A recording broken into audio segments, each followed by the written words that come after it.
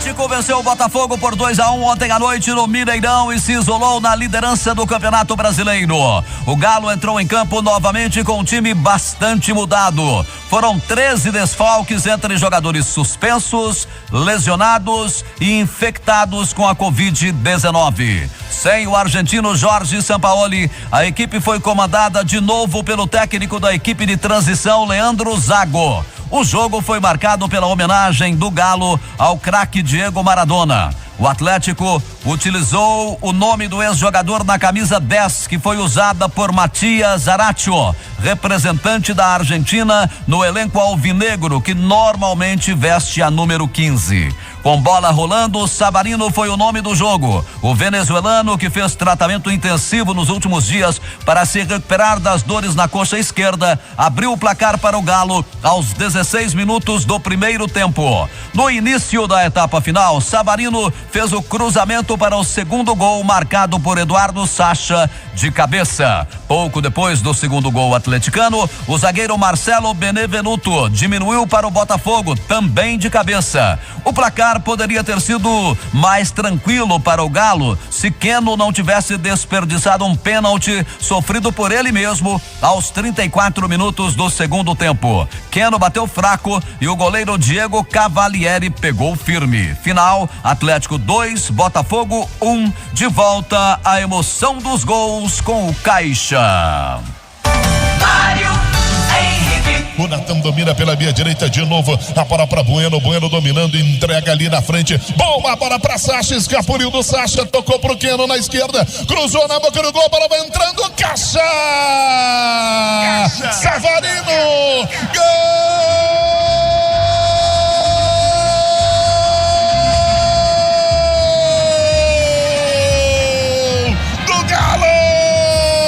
Savarino! 16 minutos da etapa inicial do jogo. Aos 16 minutos é o primeiro gol do Galo. Savarino, trabalho lindo lá na esquerda. A boa enfiada de bola pro Bueno. Passou pelo Sacha. Abertura pro Keno na ponta esquerda. Cruzamento no capricho, na primeira bobeira, na primeira brecha que deu o Botafogo. O Galo foi lá e creu. O Natan mete a bola pra Zarate. O Zarate dominou. Abriu o clarão. Tem o Savarino na direita. A bola pra ele. Cruzou. Sacha. Caixa! Caixa! Gol!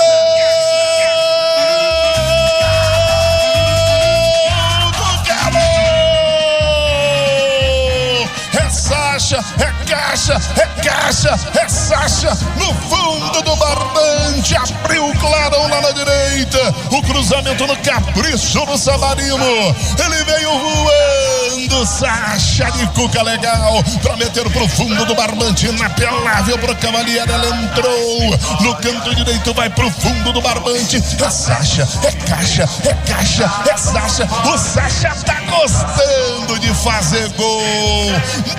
2 para o Atlético, 0 para o Botafogo. Vem pro jogo Honda, o 4 da equipe do Botafogo. Olha a bola na área, cabeçada pro gol. Caixa! Gol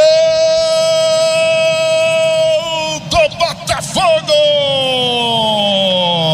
Benevenuto. E foi ele, Benevenuto. Zagueirão, subiu mais alto que todo mundo, testou pro fundo do barbante, diminui o Botafogo no Mineirão.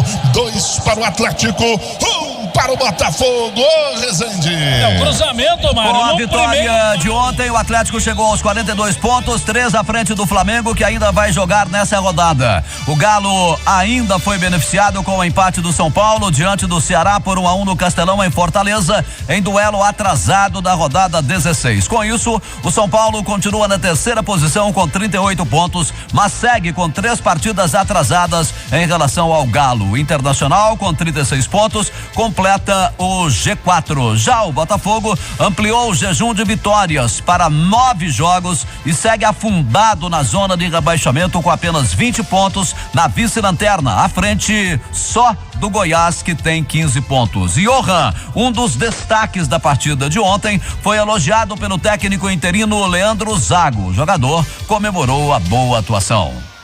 A gente fica feliz de receber elogio. Toda pessoa que recebe um elogio sente gratificado por ter desempenhado um bom papel e eu fiquei muito feliz, lógico, o Bueno também. Mas como eu falei antes, eu acho que a gente fica mais feliz pelo desempenho geral, pela vitória e pelos 3 pontos. Antes do jogo, a gente conversou e a gente sabia que era um jogo atípico pela função que eu iria fazer, que o Natan iria fazer, e que a gente ia ter que estar muito concentrado para, com a bola, desempenhar um bom papel e na marcação conseguir suportar bem os ataques do Botafogo. E a gente conseguiu fazer isso, conseguiu neutralizar e fazer um bom jogo e conseguir essa vitória importante pra gente. Johan também revelou como o grupo conviveu com a notícia de tantos contaminados pelo Covid-19 dentro do clube nos últimos dias. Então, é complicado, a gente vinha se livrando desse surto aqui dentro do clube e acabou acontecendo. A gente sabia que uma hora ou outra a gente ia passar por isso, como todos os outros clubes do Brasil passaram. E sim, a gente ficou assustado, até ficava meio que com medo de estar infectado, não sabia. Eu acho que no primeiro jogo contra o Atlético isso atrapalhou um pouco psicologicamente, a gente não estava tão preparado, mas depois a gente conseguiu fazer bons jogos contra o Ceará e ontem contra o Botafogo e desempenhamos um bom papel e a gente sai disso mais fortalecido, mais forte para continuar nossa caminhada em busca do título. Agora, o que disse então de mais importante o técnico interino Leandro Zago. A gente construiu até assim, se a gente for observar o jogo, né? A gente poderia até ter uma vantagem um pouco maior no placar.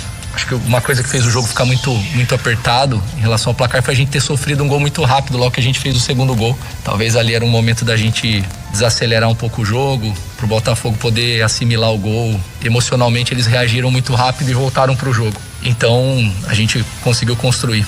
Acredito que a gente teve em boa parte do jogo aí, com exceção da fase final ali do jogo, muito mais controle do jogo com bola. A gente conseguiu se associar mais nos passes, jogar um pouco mais curto, trazer o Botafogo para onde a gente queria trazer, para poder deixar os nossos jogadores livres onde a gente também queria que eles recebessem, principalmente na última linha, né, os jogadores por fora, para criar um contra um, e assim a gente conseguiu fazer os 2 gols, né? Nós conseguimos trazer o Botafogo para dentro e criar a situação por fora para eles terem vantagem.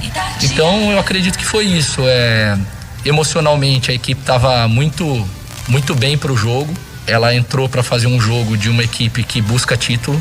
A gente conversou sobre isso, passou um pouco daquele momento da gente falar sobre superação, sobre dificuldade, e a ideia foi mudar esse discurso, né? Porque também já tinha que ter sido assimilado. Em Fortaleza a gente já conseguiu estar muito melhor sobre isso. A gente já estava pensando de novo, focado totalmente no título, sabendo quanto que valia essa partida.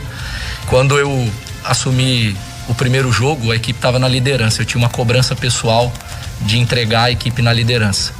Satisfeito, eu não tô, porque eu queria os 9 pontos. Mas dentro do cenário possível, eu acredito que a gente conseguiu aproveitar esses 4 pontos e fazer com que a gente fique pelo menos mais 10 dias na liderança. Nessa sequência nem foi necessária a utilização de muitos jogadores que não vinham atuando. Quem você acha que aproveitou melhor as oportunidades? Para mim, todos os jogadores que estiveram em campo aproveitaram bem as oportunidades nas 3 partidas. A gente não pode associar isso só ao resultado. Para nós profissionais é muito pobre a análise. Eu sei que a massa às vezes gosta mais da atuação de um, de outro. Isso é normal, isso vai acontecer, vai ter uma relação mais afetiva com um, né? Gostar mais de um atleta do que outro. Mas nós temos que fazer uma avaliação muito mais crítica, pontual, né? Em cima de números. E eu vejo que esses 3 jogos eles foram importantes para mostrar algumas coisas que tem relação com a instituição, com o Clube Atlético Mineiro. Por exemplo, a força que a instituição tem. No momento em que foi preciso, mobilizou-se muitos atletas das categorias de base. Alguns ficaram como suplentes e acabaram não tendo minutos em campo, mas alguns entraram e jogaram. E deram conta. Nenhum deles se mostrou despreparado para o desafio.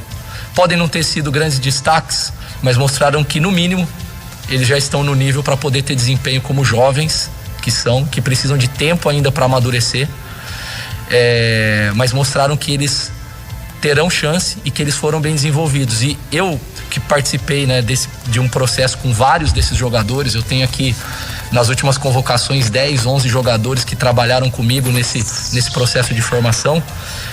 Convivo há 3 anos praticamente com muitos profissionais e eu queria deixar um recado aqui para a massa que tem muita gente competente trabalhando com esses jogadores na formação, em todos os níveis, as comissões técnicas, os profissionais de suporte de todas as áreas, fisiologia, nutrição, psicologia, pedagogia, todas as áreas, para que esses meninos possam, nesse momento, fazer esse processo de transição muito mais forte. E eu vejo que o Thalisson talvez foi o que teve mais minutos, ele e o Caleb, né?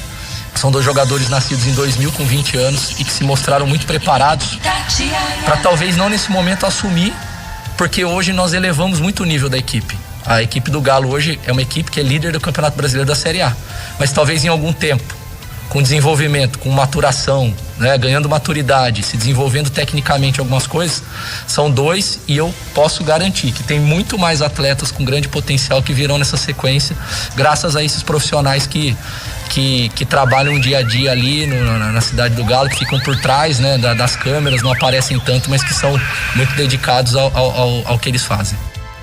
Leandro Zago, técnico, digamos assim, interino do Atlético. Júnior Brasil, comentarista Itatiaia. Quando o Keno perdeu um pênalti. E aí? Deu pra respirar, ficou preocupado? Deu pra preocupar, sim. Grande abraço, show de bola pra você, amigos e amigas. O Atlético, naquele momento, quando perde um pênalti, ele acabou dificultando pra ele mesmo, né?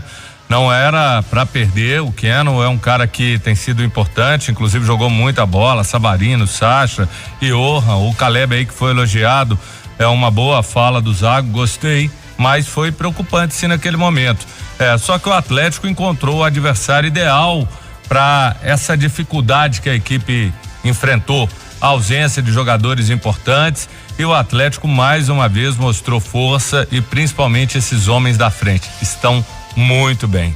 Muito bem, então mais Galo com o repórter Cláudio Rezende. É você, Rezende. Bom dia, show de bola, Milton Naves, Júnior Brasil.